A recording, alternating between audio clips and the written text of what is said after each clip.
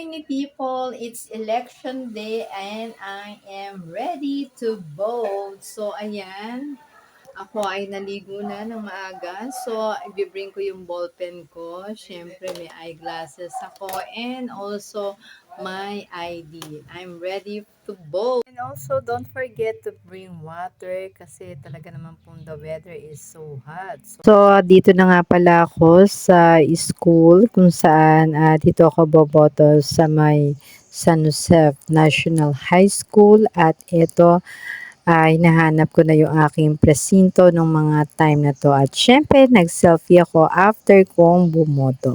So, ayan. Tapos na akong bumoto. Ayan. Ito na yung aking katibayan na ako ay bumoto. Thank you for watching at napakaganda naman ng eskwelahan na napagbotohan ko dahil aside from malamig ang panahon, hindi gano'n na yung hassle. Thank you for watching. Bye-bye po.